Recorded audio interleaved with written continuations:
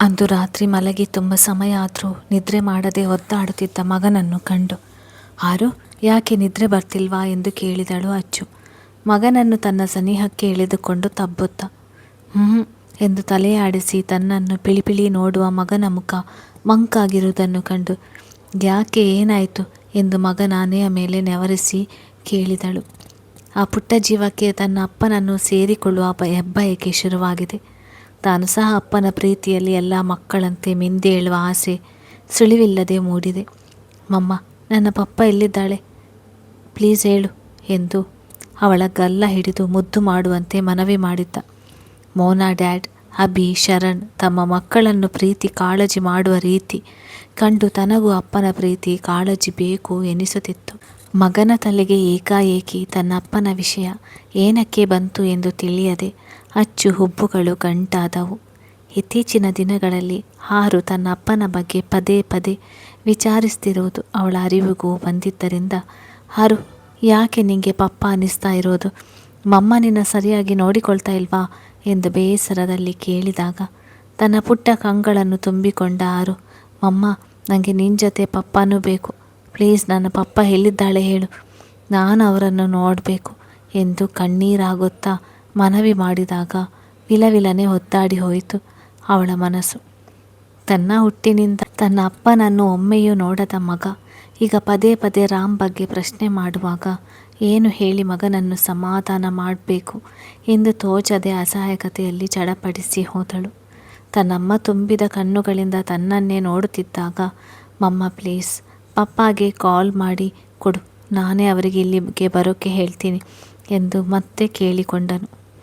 ತನ್ನ ಅಪ್ಪನ ವಿಷಯದಲ್ಲಿ ಇಂದು ತುಂಬ ಹಠ ಮಾಡುತ್ತಿದ್ದ ಮಗನನ್ನು ಕಂಡು, ಆರು, ನಿಮ್ಮ ಅಪ್ಪ ನಮ್ಮಿಂದ ತುಂಬ ದೂರ ಇದ್ದಾರೆ, ನಾವು ಮಾತನಾಡಬೇಕು ಅಂದರು ಅವರು ಯಾರಿಗೆ ಸಿಗುವುದಿಲ್ಲ, ಸುಮ್ಮನೆ ಮಲಗು ಎಂದು ಅಚ್ಚು ಗದರಿದಂತೆ ಹೇಳಿದಾಗ, ಇಲ್ಲ, ಸುಳ್ಳು ಹೇಳ್ತಿದ್ಯಾ ನೀನು, ಅಭಿ ಮಾಮ, ಶರಣ್ ಮಾಮ, ಮೋನಾ ಡ್ಯಾಡಿ ಎಲ್ಲರೂ ಕಾಲ್ ಮಾಡಿದ ತಕ್ಷಣ ಬರ್ತಾರೆ, ನನ್ನ ಪಪ್ಪ ಮಾತ್ರ ಬರೋಲ್ವಾ, ನೀನು ಸುಳ್ಳು ಹೇಳ್ತಿದ್ಯಾ ಎಂದು ತನ್ನ ಅಳು ಇನ್ನಷ್ಟು ಜೋರು ಮಾಡಿದ್ದನ್ನು ಕಂಡು ಸಿಟ್ಟಾದ ಅಚ್ಚು, ಆರು, ಅವರ ಡ್ಯಾಡಿ ಅವರ ಜೊತೆ ಇದ್ದಾರೆ, ಅದಕ್ಕೆ ಕಾಲ್ ಮಾಡಿದ ಕೂಡಲೇ ಬರ್ತಾರೆ, ಆದರೆ ನಿನ್ನ ಪಪ್ಪ ನಮ್ಮ ಜೊತೆ ಇಲ್ಲ, ಅವರು ಯಾವತ್ತೂ ನಮ್ಮ ಹತ್ತಿರ ಬರೋದಿಲ್ಲ ಎಂದು ಸಿಟ್ಟಿನಲ್ಲಿ ಹೇಳಿದಾಗ, ಅದು ಯಾಕೆ ಬರೋಲ್ಲ ಎಂದು ಮತ್ತೆ ಪ್ರಶ್ನೆ ಮಾಡಿದಾಗ ರೇಗಿ ಹೋಯಿತು ಅವಳಿಗೆ.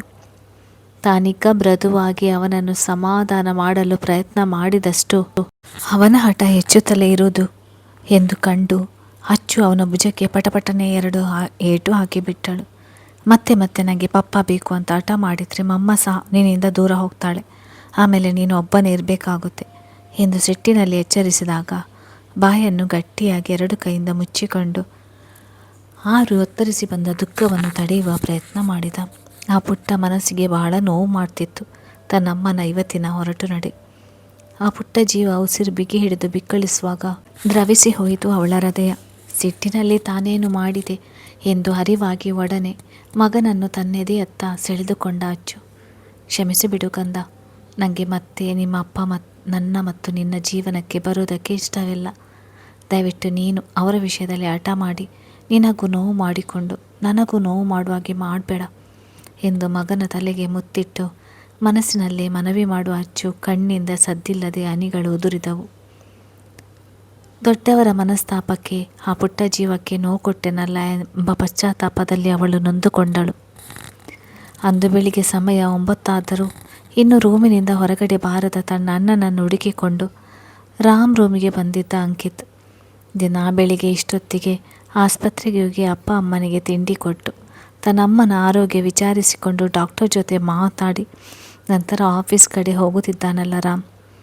ಆದರೆ ಇಂದು ರೂಮಿನಿಂದ ಸಮಯ ಇಷ್ಟಾದರೂ ಹೊರಗಡೆ ಬಾರದೆ ಹೋಗಿದ್ದು ಕಂಡು ಅನುಮಾನದಲ್ಲಿ ಅವನ ರೂಮಿಗೆ ಬಂದಾಗ ಸೋಫಾಕ್ಕೆ ತಲೆ ಆನಿಸಿ ಕಣ್ಣು ಮುಚ್ಚಿ ಕುಳಿತಿದ್ದ ರಾಮ್. ಅದನ್ನು ಕಂಡು ಉಬ್ಬೇರಿಸಿದ ಅಂಕಿತ್, ಅಣ್ಣ ಆರಾಮವಾಗಿ ಇದೆಯಾ ಅಲ್ವಾ ಎಂದು ಅನುಮಾನದಲ್ಲಿ ಕೇಳಿ ಅವನ ಭುಜದ ಮೇಲೆ ಕೈ ಇಟ್ಟು ಕಣ್ಣು ಬಿಟ್ಟ ರಾಮ್. ಹಾಂ ಅಂಕಿತ್, ನಾನು ಆರಾಮವಾಗಿ ಇದ್ದೀನಿ, ಇನ್ನೇನು ಆಸ್ಪತ್ರೆಗೆ ಹೋಗೋಣವಾ ಎಂದು 2 ಕೈಯಿಂದ ಮುಖ ತೀಡಿ ಪ್ರಶ್ನೆ ಮಾಡಿದ ತನ್ನ ಅಣ್ಣನನ್ನು ಕಂಡು ಹೃದಯ ಕಿವಿಚಿದಂತೆ ಆಯಿತು. ಅವನ ಕೆಂಪೇರಿದ ಕಣ್ಣುಗಳನ್ನು ನೋಡಿದರೆ ರಾತ್ರಿಯೆಲ್ಲ ಅವನು ನಿದ್ರೆ ಮಾಡದೆ ಅದೆಷ್ಟು ಕಂಗಿಟ್ಟು ಹೋಗಿದ್ದಾನೆ ಎಂದು ಅಂಕಿತ್ಗೆ ಅರಿವಾಯಿತು. ರಘುರಾಮ್ ಅವರು ರಾತ್ರಿ ಕಾಲ್ ಮಾಡಿ ಆರತಿಯವರು ಮಗನಿಗೆ ಹಾಕಿರುವ ಷರತ್ತಿನ ಬಗ್ಗೆ ತಿಳಿಸಿ ರಾಮ್ ಗಮನಿಸಿಕೋ ಎಂದು ಎಚ್ಚರಿಸಿದ್ದರು. ಅಣ್ಣ ಯಾಕೆ ಹೀಗಿದ್ಯಾ ಎಂದು ಸಂಕಟದಿಂದ ಕೇಳಿದಾಗ ನಿಟ್ಟಿಸಿರೊಂದು ಹೊರಗಟ್ಟಿದ ರಾಮ್. ನನಗೆ ಏನಾಗಿದೆ ಅಂಕಿತ್, ಆರಾಮವಾಗೇ ಇದ್ದೀನಿ ಅಲ್ವಾ ಎಂದು ದನಿಯಲ್ಲಿ ಸಹಜತೆ ತುಂಬಿ ನುಡಿದನಾದರೂ ಅವನ ಕಣ್ಣುಗಳು ಅವನ ಒದ್ದಾಟ ಮತ್ತು ಅಸಹಾಯಕತೆಯನ್ನು ಸಾರಿ ಹೇಳುತ್ತಿದ್ದವು. ಅಣ್ಣ ಸಾರಿ ಎಂದು ರಾಮ್ ಮುಂದೆ ಮಂಡಿ ಕಾಲೂರಿ ಕುಳಿತಿದ್ದ ಅಂಕಿತ್ ಅಚ್ಚರಿಯ ಬಗ್ಗೆ ಎಲ್ಲ ಗೊತ್ತಿದ್ದರೂ ಏನು ತಿಳಿಯದವನಂತೆ ನಟಿಸುತ್ತಾ ತನ್ನ ಅಣ್ಣನ ಪಶ್ಚಾತ್ತಾಪದಲ್ಲಿ ಪ್ರತಿ ಕ್ಷಣ ನರಳುತ್ತಿರುವುದನ್ನು ಕಂಡರೂ ತಾನು ಸುಮ್ಮನಿದ್ದೆ ಎಂಬ ಪಾಪ ಪ್ರಜ್ಞೆ ಅವನನ್ನು ಕಿತ್ತು ತಿನ್ನಲು ಶುರು ಮಾಡಿದ್ದರಿಂದ ಅವನು ಕುಸಿದು ಹೋಗಿದ್ದ. ಅಂಕಿತ್ ಏನಾಯಿತು, ಯಾಕೆ ಹೀಗೆಲ್ಲ ಮಾಡ್ತಾ ಇದೆಯಾ, ಏಳು ಮೇಲೆ ಎಂದು ಅವನನ್ನು ಮೇಲೆ ಎಬ್ಬಿಸಲು ನೋಡಿದ ರಾಮ್. ಆದರೆ ತನ್ನ ಅಣ್ಣನ ಕೈಯನ್ನು ಬಿಡಿಸಿಕೊಂಡ ಅಂಕಿತ್, ಅಣ್ಣ ಅವತ್ತು ಆರವ್ ಸ್ಕೂಲ್ ಹತ್ತಿರ ನಿನ್ನ ಮತ್ತು ಅತ್ತಿಗೆ ನಡುವೆ ನಡೆದ ಗಲಾಟೆಯಲ್ಲಿ ನಮ್ಮ ಅದೃಷ್ಟನೋ ಅಥವಾ ದೇವರ ದಯೆಯೋ ಪಾಪುಗೇನು ತೊಂದರೆ ಆಗಿರಲಿಲ್ಲ. ಆದರೆ ಅತ್ತಿಗೆ ನಿನ್ನ ಮೇಲಿನ ಸಿಟ್ಟಿಗೆ ಮಗು ಅಬೋಷನ್ ಆಗೋಯ್ತು ಅಂತ ಸುಳ್ಳು ಹೇಳಿದ್ದು ನನಗೆ ಗೊತ್ತಿದ್ರು ಅವರು ಆಸ್ಪತ್ರೆಯಿಂದ ಮನೆಗೆ ಬಂದ ಮೇಲೆ ಮನಾಲಿಗೆ ಹೋಗಿ ಅಲ್ಲಿ ಸಾತ್ವಿಕ್ ಅವರ ತಮ್ಮ ಮತ್ತು ಅಕ್ಕನ ಜೊತೆ ಇದ್ದಾರೆ.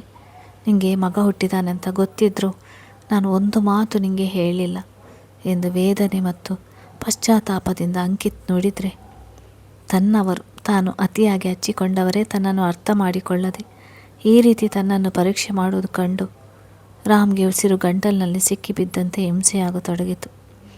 ಕಣ್ಣುಗಳು ಕೆಂಪೇರಿ ನೀರು ತುಂಬಿದ್ದವು. ಎದೆಯಲ್ಲಿ ಅಸಹನೀಯ ಬಾಧೆ ಕಾಣಿಸಿಕೊಂಡು ಬಾಯಿಯ ಬಳಿ ಮುಷ್ಟಿ ಕಟ್ಟಿ ಹಿಡಿದು 5 ನಿಮಿಷ ಹಾಗೆಯೇ ಕುಳಿತು ಬಿಟ್ಟನು ರಾಮ್. ಎಲ್ಲಿ ಯಾರನ್ನು ದೂರಲು ಅವನ ಮನಸ್ಸು ಒಪ್ಪುತ್ತಿರಲಿಲ್ಲ. ಆದರೆ ತನ್ನವರೇ ತನ್ನನ್ನು ಅರಿಯದೆ ತನಗೆ ಶಿಕ್ಷೆ ಕೊಟ್ರಲ್ಲ ಎಂಬ ನೋವು ಸಾವಿಗಿಂತಲೂ ಕ್ರೂರವಾಗಿತ್ತು ಅವನ ಪಾಲಿಗೆ.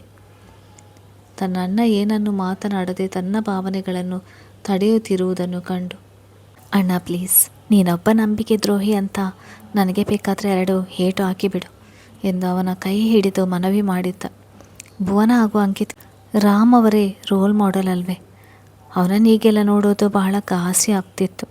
ಮುಖ ತಿರುಗಿಸಿ ಕಣ್ಣು ತೊಡೆಯುವ ರಾಮ್ ದೀರ್ಘ ಶ್ವಾಸ ಒಳಗೆಳೆದುಕೊಳ್ಳುತ್ತಾ, ಮಾತಿ ಕೊಟ್ಟಿದ್ದ ನಿಮ್ಮ ಅತ್ತಿಗೆಗೆ ಸತ್ಯ ಏನು ಅಂತ ನನಗೆ ಹೇಳೋದಿಲ್ಲ ಅಂತ ಎಂದು ಅವನ ಕಣ್ಣಲ್ಲಿ ಕಣ್ಣಿಟ್ಟು ಪ್ರಶ್ನೆ ಮಾಡಿದಾಗ ಹ್ಞೂ ಎಂದು ತಲೆಯಾಡಿಸಿ ಭುಜಕ್ಕೆ ಮುಖ ತೀಡಿದ ಅಂಕಿತ್. ನಾನು ನಿನಗೆ ಅವರ ಬಗ್ಗೆ ಸಣ್ಣ ಇನ್ಫಾರ್ಮೇಷನ್ ಕೊಡೋದಿಲ್ಲ ಅಂತ ಪ್ರಾಮಿಸ್ ಮಾಡಿದ ಮೇಲೆ ಅವ್ರು ನನ್ನ ಜೊತೆ ಕಾಂಟ್ಯಾಕ್ಟ್ನಲ್ಲಿ ಇರೋದಕ್ಕೆ ಒಪ್ಪಿತು ಎಂದಾಗ ಶುಷ್ಕ ನಗು ಬೀರಿದ್ದನು ರಾಮ್.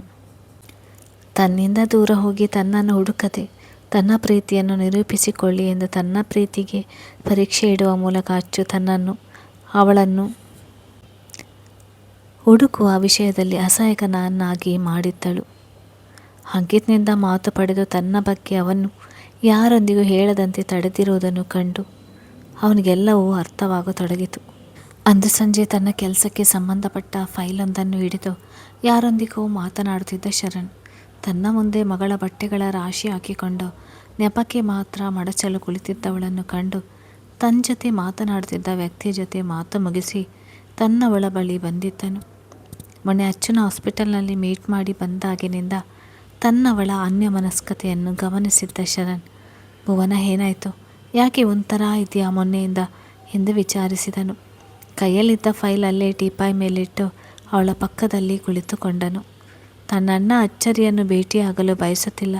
ಅಚ್ಚರಿ ಮತ್ತೆ ರಾಮ್ನ ತನ್ನ ಬದುಕಿಗೆ ಪ್ರವೇಶವನ್ನು ಇಚ್ಛಿಸುತ್ತಿಲ್ಲ. ಹೀಗೆ ಆದರೆ ಅವರಿಬ್ಬರ ಬದುಕು ಬರೀ ನೋವು ಹತಾಶೆಯಲ್ಲಿ ತುಂಬಿಬಿಡುವುದಲ್ಲ ಎಂದು ಯೋಚಿಸುತ್ತಾ ಇಹವನ್ನು ಮರೆತಿದ್ದ ಭುವನ ತನ್ನವನ ದನಿ ಕೇಳಿ ಬೆಚ್ಚಿದಂತೆ ಇಹಕ್ಕೆ ಬಂದವಳು. ಶರಣ್ ಏನಾದರೂ ಕೇಳಿದ್ರ ಎಂದು ಹುಬ್ಬೇರಿಸಿ ಅನುಮಾನದಲ್ಲಿ ಕೇಳಿದಳು. ಅವನ ಕಡೆ ಲಕ್ಷ್ಯವಿರಲಿಲ್ಲ. ತನ್ನವಳ ಭುಜ ಬಳಸಿದ ಶರಣ್, ನಿಮ್ಮ ಅಣ್ಣ ಅತ್ತಿಗೆ ಬಗ್ಗೆ ಯೋಚನೆ ಮಾಡ್ತಾ ಇದೆಯಾ ಎಂದವನಿಗೆ ತಿಳಿದಿದೆ. ಅವಳು ಇಷ್ಟಾಗಿ ಮನಸ್ಸು ಹಾಳು ಮಾಡಿಕೊಂಡು ಯೋಚನೆ ಮಾಡುವುದು ಅದು ರಾಮ್ ಹಾಗೂ ಅಚ್ಚರಿ ವಿಷಯಕ್ಕೆ ಎಂದು ಅವನಿಗೆ ಅರ್ಥವಾಗಿತ್ತು. ಅವಳೇನು ಮಾತನಾಡಲಿಲ್ಲ. ಅವಳ ಮೌನವೇ ಅವನಿಗೆ ಬೇಕಾದ ಉತ್ತರ ಕೊಟ್ಟಾಗ ದಟ್ಟ ಉಸಿರನ್ನು ಹೊರಗಟ್ಟಿದ ಶರಣ್, ನಾವೇಗಾದರೂ ಮಾಡಿ ಅಚ್ಚರಿ ಹಾಗೂ ರಾಮ್ ಮುಖಾಮುಖಿ ಆಗೋ ಹಾಗೆ ಮಾಡಬೇಕು. ಇಲ್ಲದಿದ್ದರೆ ಅವರಿಬ್ಬರ ಜೀವನ ಸರಿ ಹೋಗೋದಿಲ್ಲ. ಅಬ್ಬಿ ಸಮಸ್ಯೆ ಕ್ಲಿಯರ್ ಆದ ಕೂಡಲೇ ನಾನು ಅವರಿಬ್ಬರ ವಿಷಯದಲ್ಲಿ ಏನಾದರೂ ಮಾಡ್ತೀನಿ. ನೀನು ಈ ರೀತಿ ಚಿಂತೆ ಮಾಡ್ತಾ ನಿನ್ನ ಮನಸ್ಸನ್ನು ಹಾಳು ಮಾಡಿಕೊಳ್ಬೇಡ ಎಂದು ಮೃದುವಾಗಿ ಸಮಾಧಾನ ಮಾಡಿದ್ದ ಶರಣ್. ಅವನ ಎದೆಗೊರಗಿದ ಭುವನ. ಅಣ್ಣ ಅತ್ತಿಗೆ ಜೀವನ ಈ ರೀತಿ ಹಾಳಾಗೋದಕ್ಕೆ ನಾನು ಕಾರಣ ಆಗಿಬಿಟ್ಟೆ ಅನ್ನುವ ಪಶ್ಚಾತ್ತಾಪ ನನ್ನನ್ನು ನೆಮ್ಮದಿಯಾಗಿ ಕಣ್ಣು ಮುಚ್ಚೋದಕ್ಕೆ ಬಿಡ್ತಿಲ್ಲ ಶರಣ್. ಇಲ್ಲಿ ನನ್ನ ಮಗಳಿಗೆ ಅಪ್ಪ ಅಮ್ಮನ ಇಬ್ಬರ ಪ್ರೀತಿ ಸಿಗ್ತಿದೆ, ಆದರೆ ಹರಿಗೆ ಅಪ್ಪನ ಪ್ರೀತಿ, ಅಜ್ಜಿ ತಾತನ ಯಾರ ಪ್ರೀತಿಯೂ ಸಿಗ್ತಿಲ್ಲ. ಎಲ್ಲರೂ ಇದ್ದು ಯಾರು ಇಲ್ಲದವರಾಗಿ ಮತ್ತಾರದೋ ಆಶ್ರಯದಲ್ಲಿ ಬದುಕುತ್ತಾ ಇರೋದು ನೋಡಿದರೆ ಜೀವ ಹೋದಷ್ಟು ನೋವಾಗುತ್ತೆ ಎಂದು ತನ್ನವನ ಎದೆಗೊರಗಿ ಹತ್ತು ಬಿಟ್ಟಳು ಭುವನ. ಅಚ್ಚು ತನಗೆ ಸಹಾಯ ಮಾಡಲು ಬಂದು ಮತ್ತೊಬ್ಬರ ಸಹಾಯ ಪಡೆದು ತನ್ನ ಕಂದನನ್ನು ಸಾಕುವಂತೆ ಆಗಿದೆಯಲ್ಲ, ಹೇಗೆ ಅದನ್ನೆಲ್ಲ ನೋಡುತ್ತಾ ನೆಮ್ಮದಿಯಾಗಿರಲಾಗೋದು ಅವಳಿಂದ? ಅವಳು ಏನೊಂದು ಹೇಳದೆ ಮೌನವಾಗಿ ಬಿಕ್ಕಳಿಸುವಾಗ ಅವನಿಗೆ ಆದ ಸಂಕಷ್ಟ ಅಷ್ಟಿಷ್ಟಲ್ಲ. ಅಚ್ಚು ಮತ್ತು ರಾಮ್ ಬದುಕಿನಲ್ಲಿ ಇಂದು ಏನೇನೋ ಆಗಿದೆಯೋ ಅದಕ್ಕೆಲ್ಲ ಅವನೇ ಮೂಲ ಕಾರಣ ಆಗಿದ್ದ. ಇದರ ಜೊತೆ ತಾನೇ ಏನಾದರೂ ಮಾಡಿ ಅವರಿಬ್ಬರ ಹಾಳಾದ ಬದುಕನ್ನು ಸರಿ ಮಾಡಬೇಕು ಎಂಬ ನಿರ್ಧಾರ ಮಾಡಿದ್ದ.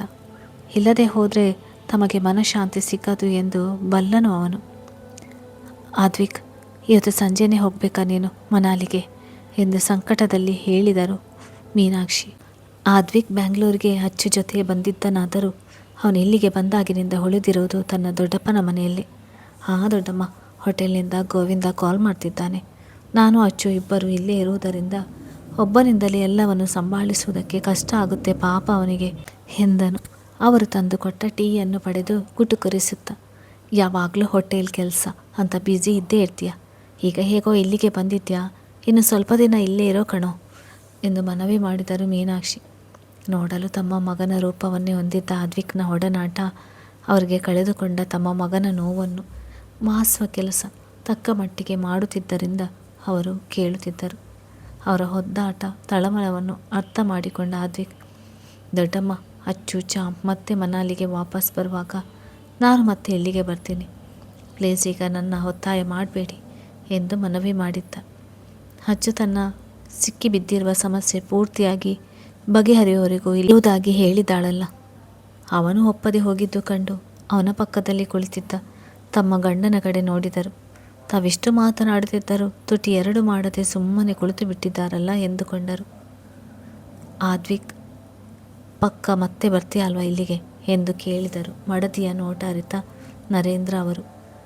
ದೊಡ್ಡಪ್ಪ, ಅಚ್ಚರಿ ಚಾಂಪ್ನ ಕರ್ಕೊಂಡು ಹೋಗೋದಕ್ಕೆ ನಾನೇ ಬರ್ತೀನಿ ಎಂದಾಗ, ಸರಿ ಹಾಗಾದರೆ 2 ದಿನ ಮುಂಚೆನೇ ಬಾ ಇಲ್ಲಿಗೆ, ಹಾಗೆ ಧನ್ಯ ಮೋನನ ಸಹ ನಿನ್ನ ಜೊತೆ ಕರ್ಕೊಂಡು ಬಾ ಎಂದರು ಮನವಿ ಮಾಡುವ ದನಿಯಲ್ಲಿ. ಹಿಂದೆ ಸಾತ್ವಿಕ್ ಮದುವೆಗೆ ಬರಬೇಕಾಗಿದ್ದವರು ಅವನ ಸಾವಿಗೆ ಬಂದವನಿಗೆ ವಿದಾಯ ಹೇಳಿ ಹೋಗಿದ್ದರು. ನಂತರದ ದಿನಗಳಲ್ಲಿ ಒಮ್ಮೆಯೂ ಬರಲೇ ಇಲ್ಲ ಆ ಅಕ್ಕ ಹಾಗೂ ತಮ್ಮ. ಸರಿ ದೊಡ್ಡಪ್ಪ ಎಂದು ತಲೆ ಆಡಿಸಿದ ಆದ್ವಿಕ್, ಒಮ್ಮೆ ಸಮಯ ನೋಡಿ ನಾನು ಅಭಿ ಹಾಗೂ ಅಚ್ಚುನ ಮಾತನಾಡಿಸಿಕೊಂಡು ಬರ್ತೇನೆ ಎಂದು ಎದ್ದು ಅಲ್ಲಿಂದ ನಂದನ್ ಅವರ ಮನೆಗೆ ಹೊರಟ. ಅವನು ಹೋದ ಕಡೆ ನೋಡುತ್ತಾ ಏನನ್ನೋ ಯೋಚಿಸತೊಡಗಿದರು ಮೀನಾಕ್ಷಿ. ಅವರು ಉಬ್ಬೇರಿಸಿ ಮಗ ಹೋದ ಕಡೆ ನೋಡುತ್ತಿರುವುದು ಕಂಡು, ಮೀನಾಕ್ಷಿ, ಏನು ಯೋಚನೆ ಮಾಡ್ತಾ ಇದ್ದೀಯಾ ಎಂದು ಗೊಂದಲದಲ್ಲಿ ಕೇಳಿದರು ನರೇಂದ್ರ. ಸದ್ಯಕ್ಕೆ ತಾನು ಏನು ಯೋಚಿಸ್ತಿದ್ದೇನೆ ಎಂದು ತಮ್ಮ ಗಂಡನಿಗೆ ಹೇಳುವುದು ಸರಿ ಕಾಣದೆ, ಏನಿಲ್ಲ, ಆದ್ವಿಕ್ ಈಗ ಬರ್ತೀನಿ ಅಂತ ಹೇಳಿ ಹೋಗ್ತಿದ್ದಾನೆ, ಆದರೆ ಅಲ್ಲಿಗೆ ಹೋದ ಮೇಲೆ ತನ್ನ ಕೆಲಸ ಹೋಟೆಲ್ ಅಂತ ಮತ್ತೆ ಬರ್ತಾನೋ ಇಲ್ವೋ ಅಂತ ಯೋಚನೆ ಮಾಡ್ತಿದ್ದೆ ಎಂದವರು ನಂಬುವಂತೆ ಸುಳ್ಳಾಡಿದರು. ನಿಟ್ಟುಸಿರು ಹೊರಗಟ್ಟಿದ ನರೇಂದ್ರ ಅವರು, ಬರ್ತೀನಿ ಅಂತ ಹೇಳ್ತಾ ಇದ್ದಾನೆ ಅಲ್ವಾ, ಬರ್ತಾನೆ, ನೀನು ಚಿಂತೆ ಮಾಡಬೇಡ ಎಂದರು. ತಮ್ಮ ಮನವಿಗೆ ಮನಿಯದೆ ಹೋದರು. ಅಚ್ಚು ಹಾಗೂ ಆರೂರನ್ನು ಕರೆದುಕೊಂಡು ಹೋಗಲಾದರೂ ಬಂದೇ ಬರುವನು ಎಂಬ ಇರಾದೆ ಅವರದು. ಚಾಂಪ್, ಏನಾಯಿತು, ಯಾಕೆ ಮಲಗಿ ಬಿಟ್ಟಿದ್ಯಾ ಎಂದು ಗಾಬರಿಯಲ್ಲಿ ಮಗುವನ್ನು ತನ್ನ ತೋಳಿಗೆತ್ತಿಕೊಂಡು ಪ್ರಶ್ನೆ ಮಾಡಿದ ಆದ್ವಿಕ್. ಅಚ್ಚರಿಯನ್ನು ಮಾತನಾಡಿಸಲು ಅವಳ ರೂಮಿಗೆ ಬಂದಿದ್ದವನು ಇವನು. ಮಗನನ್ನು ಹಾಸ್ಪಿಟಲ್ಗೆ ಕರೆದುಕೊಂಡು ಹೋಗಲು ರೆಡಿ ಆಗುತ್ತಿದ್ದ ಅಚ್ಚು, ಯಾಕೋ ಲೈಟಾಗಿ ಫೀವರ್ ಆಗಿದೆ ಆದ್ವಿಕ್, ಅದಕ್ಕೆ ಒಂದ್ಸಲ ಹಾಸ್ಪಿಟಲ್ಗೆ ಕರ್ಕೊಂಡು ಹೋಗಿ ಬಂದು ಬಿಡ್ತೀನಿ ಎಂದಳು. ರಾತ್ರಿಯೆಲ್ಲ ಅಪ್ಪನನ್ನು ಕನವರಿಸುತ್ತಾ ಜ್ವರ ಬರೆಸಿಕೊಂಡಿದ್ದಾನೆ ಎನ್ನುವ ಸತ್ಯವನ್ನು ಬಾಯಿ ಬಿಡದೆ ಅವಳು ಹೇಳಿದ್ದಳು. ಅವಳ ಮಾತಿಗೆ ಇನ್ನಷ್ಟು ಕಳವಳವಾಯಿತು ಅವನಿಗೆ. ಏನು ಹೇಳ್ತಿದ್ಯಾ ಅಚ್ಚು, ಚಾಂಪ್ ನಿನ್ನೆ ಆರಾಮವಾಗಿ ಇದ್ದ ಅಲ್ವಾ ಎಂದು ಅನುಮಾನದಲ್ಲಿ ಕೇಳಿದ್ದ. ರಾತ್ರಿ ಅವನು ಅಲ್ಲಿಗೆ ಬಂದಾಗ ಮಾಮೂಲಿಯಾಗಿ ಅವನ ಜೊತೆ ಸಮಯ ಕಳೆದಿದ್ದಾನಲ್ಲ ಮಗು. ಅವನ ಮಾತಿಗೆ ಅನೆ ತೀಡಿದ ಅಚ್ಚು, ಈಗಿನ ಮಕ್ಕಳಿಗೆ ಯಾವಾಗ ಯಾವ ಕಾರಣಕ್ಕೆ ಆರೋಗ್ಯ ಕೆಡುತ್ತೋ ಒಂದು ಗೊತ್ತಾಗೋದೇ ಇಲ್ಲ. ಆರಾಮವಾಗಿ ಆಡ್ಕೊಂಡೇ ಇರ್ತಾರೆ. ಮುಂದಿನ ಅರ್ಧ ಗಂಟೆಯಲ್ಲಿ ಹುಷಾರು ತಪ್ಪಿರ್ತಾರೆ ಎನ್ನುತ್ತಾ ಅವನ ತೋಳಿನಲ್ಲಿದ್ದ ಮಗನನ್ನು ತನ್ನ ತೋಳಿಗೆ ಎತ್ತಿಕೊಂಡ ಅಚ್ಚುಗೆ ಗಂಟಲು ಕಟ್ಟಿದಂತೆ ಆಗಿತ್ತು. ಮಗನಿಗೆ ಹೇಗೆ ರಾಮ್ ಬದುಕಿನಿಂದ ತಾವು ಹೊರಗಡೆ ಬಂದಿದ್ದೀವಿ, ಈಗ ಮತ್ತೆ ಅವರು ತಮ್ಮ ಬದುಕಿಗೆ ಬರುವುದು ತಮಗೆ ಇಷ್ಟವಿಲ್ಲ ಎನ್ನುವ ಕಹಿ ಸತ್ಯವನ್ನು ಅರ್ಥ ಮಾಡಿಸುವುದು ಎಂದು ತೋಚದೆ ಅವಳು ಮೌನವಾದಳು. ಅಚ್ಚು ಹಾಗೂ ಹಾರ ಮುಖವನ್ನೇ ಗಮನಿಸುತ್ತಿದ್ದ ಆದ್ವಿಗ್ಗೆ ಅವಳ ಮನದಲ್ಲಿ ಸುಳಿದಾಡಿದ ವೇದನೆ ಹಾಗೂ ನೋವನ್ನು ಗಮನಿಸಿ ಏನೋ ಸರಿಯಿಲ್ಲ ಎನಿಸಿತು. ಅಚ್ಚರಿ, ಇಸ್ ಎವ್ರಿಥಿಂಗ್ ಓಕೆ ಅಲ್ವಾ ಎಂದು ಅನುಮಾನಿಸುವಂತೆ ಕೇಳಿದಾಗ, ಹಾಂ, ನೀನು ಚಿಂತೆ ಮಾಡುವಂಥದ್ದು ಏನೂ ಆಗಿಲ್ಲ, ನಾನು ಅಣ್ಣನ ಜೊತೆ ಮಗುವನ್ನು ಹಾಸ್ಪಿಟಲ್ಗೆ ಕರ್ಕೊಂಡೋಗಿ ಬರ್ತೀನಿ ಎಂದಾಗ, ಸರಿ, ಬೇಗ ಕರ್ಕೊಂಡೋಗಿ ಬಾ, ಜ್ವರ ಜಾಸ್ತಿ ಆದರೆ ಕಷ್ಟ ಆಗುತ್ತೆ ಎಂದಿದ್ದಾರು ಮೇಲೆ ಅವನಿಗೆ ಪ್ರೀತಿ ಹಾಗೂ ಮಮತೆ ಇತ್ತಲ್ಲ. ಹಾಂ ಎಂದು ತಲೆ ಆಡಿಸಿ ಅಚ್ಚು ತನ್ನ ಅಣ್ಣನ ಜೊತೆ ಮಗನನ್ನು ಹಾಸ್ಪಿಟಲ್ಗೆ ಕರೆದುಕೊಂಡು ಹೊರಟಳು. ಅಂದು ಮಧ್ಯಾಹ್ನ ಡಾಕ್ಟರ್ ಕಾಲ್ ಮಾಡಿ ರಾಮ್ಗೆ ಒಮ್ಮೆ ಹಾಸ್ಪಿಟಲ್ಗೆ ಬರಲು ಹೇಳಿದ್ದರು. ಮತ್ತೆ ಆರತಿಯವರ ಆರೋಗ್ಯದಲ್ಲಿ ವ್ಯತ್ಯಾಸ ಕಾಣಿಸಿಕೊಂಡಿದ್ದರಿಂದ ಅವರು ಕರೆದಿದ್ದರು. ತನ್ನಮ್ಮ ತನಗೆ ಅಚ್ಚು ಅಥವಾ ಮತ್ತೊಂದು ಮದುವೆ ಎಂಬ ಷರತ್ತು ಇಟ್ಟ ಮೇಲೆ ರಾಮ್ ಒಮ್ಮೆಯೂ ಹಾಸ್ಪಿಟಲ್ಗೆ ಬಂದಿರಲಿಲ್ಲ. ಯಾವ ರೀತಿ ತಾನು ಸಿಕ್ಕಿ ಬಿದ್ದಿರುವ ಸಂದಿಗ್ಧತೆಯಿಂದ ಹೊರಬರುವುದು ಎಂದು ಯೋಚಿಸಿ ಹೈರಾಣಾಗಿದ್ದ ರಾಮ್ಗೂ ತನ್ನ ಸುತ್ತಲಿನ ಪ್ರಪಂಚದ ಅರಿವೇ ಇಲ್ಲದಂತೆ ಆಗಿತ್ತು. ಆದರೆ ಡಾಕ್ಟರ್ ಕಾಲ್ ಮಾಡಿ ನಿಮ್ಮ ತಾಯಿಯ ಹೆಲ್ತ್ ವಿಷಯ ಮಾತಾಡಬೇಕೆಂದೊಡನೆ ಹಾಸ್ಪಿಟಲ್ಗೆ ಧಾವಿಸಿ ಬಂದಿದ್ದ. ಅವರ ವಿಷಯದಲ್ಲಿ ಮತ್ತೊಮ್ಮೆ ರಿಸ್ಕ್ ತೆಗೆದುಕೊಳ್ಳಲು ಸಿದ್ಧವಿಲ್ಲದವನು ಅವನು. ಹಾಸ್ಪಿಟಲ್ಗೆ ಬರೋ ಹೊತ್ತಿಗೆ ಆರುಷ್ಗೆ ಹೈ ಫೀವರ್ ಆಗಿ ಅನ್ಕಾನ್ಷಿಯಸ್ ಆಗಿದ್ದರಿಂದ ಮಗುವನ್ನು ಅಡ್ಮಿಟ್ ಮಾಡಿಕೊಂಡಿದ್ದರು ಡಾಕ್ಟರ್. ಅಭಿ ಲಾಯರ್ ಕಾಲ್ ಮಾಡಿದ್ದಾರೆಂದು ಅರ್ಧ ಗಂಟೆ ಲಾಯರ್ನ ಮೀಟ್ ಮಾಡಿ ಬರುವೆ ಎಂದು ಹೋಗಿದ್ದನು.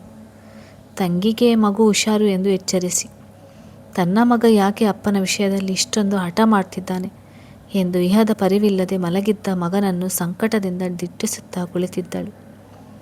ಅಲ್ಲಿಗೆ ಬಂದ ಸಿಸ್ಟರೊಬ್ಬರು, ಮೇಡಮ್, ನಿಮ್ಮ ಮಗು ಬ್ಲಡ್ ಟೆಸ್ಟ್ ರಿಪೋರ್ಟ್ಸ್ ಬಂದಿದೆ, ಒಂದ್ಸಲ ಇದನ್ನು ಡಾಕ್ಟರ್ ಹತ್ರ ತೋರಿಸಿಕೊಂಡು ಬನ್ನಿ, ಡಾಕ್ಟರ್ ಈಗ ಬೆಳಿಗ್ಗೆ OPDಯಲ್ಲಿ ಬ್ಯುಸಿ ಇದ್ದಾರೆ ಎಂದಾಗ, ಅರ್ಧ ಗಂಟೆ ಬಿಟ್ಟು ಹೋದರೆ ಆಗುತ್ತೆ ಅಲ್ವಾ ಎಂದು ಕೇಳಿದಳು.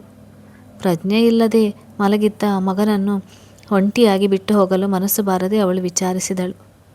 ಇಲ್ಲ, ನೀವು ರಿಪೋರ್ಟ್ ತೋರಿಸಿಕೊಂಡು ಬಂದರೆ ಮಗುವಿಗೆ ಕೊಡುವ ಟ್ರೀಟ್ಮೆಂಟ್ನಲ್ಲಿ ಏನಾದರೂ ಚೇಂಜಸ್ ಬೇಕಿದ್ದರೆ ಡಾಕ್ಟರ್ ನಮಗೆ ಇನ್ಫಾರ್ಮ್ ಮಾಡ್ತಾರೆ, ಪ್ಲೀಸ್ ಈಗಲೇ ಹೋಗಿ ಬನ್ನಿ ಎಂದರು ಆಕೆ. ಸರಿ ಎಂದು ತಲೆ ಆಡಿಸುವ ಅಚ್ಚು, ನಾನು ಬರುವವರೆಗೂ ಮಗುವನ್ನು ಸ್ವಲ್ಪ ಗಮನಿಸಿಕೊಳ್ಳಿ, ನಾನು ಇಲ್ಲೇ ಇರ್ತೀನಿ, ನೀ ಹೋಗಿ ಬನ್ನಿ ಎಂದದು ಕೇಳಿ ಹರೆ ಮನಸ್ಸಿನಿಂದಲೇ ಸಿಸ್ಟರ್ ಕೊಟ್ಟ ರಿಪೋರ್ಟ್ಗಳನ್ನು ಡಾಕ್ಟರ್ ಬಳಿ ತೋರಿಸಿಕೊಂಡು ಬರಲು ಅವಸರದಲ್ಲಿ ಲಿಫ್ಟ್ ಹೊಕ್ಕ ಅಚ್ಚು ಸ್ತಂಭೀಭೂತಳಾಗಿ ನಿಂತು ಬಿಟ್ಟಳು. ರಾಮ್ ಎಂದು ತನ್ನೊಳಗೆ ಉದ್ಗರಿಸಿದವಳ ಉಸಿರಾಟ ಏರುಪೇರಾಯಿತು. ಎದೆಗೂಡಿನಿಂದ ಹೃದಯ ಕಿತ್ತು ಬರುವಷ್ಟು ಜೋರಾಗಿ ಹೊಡೆದುಕೊಳ್ಳತೊಡಗಿತು. 3.5 ವರ್ಷಗಳ ನಂತರ ತನ್ನ ಕಣ್ಣ ಮುಂದೆ ಬಂದಿರುವ ತನ್ನವಳನ್ನು ಕಂಡು ರಾಮ್ ಪರಿಸ್ಥಿತಿಯು ಅದಕ್ಕೆ ಹೊರತಾಗಿ ಇರಲಿಲ್ಲ.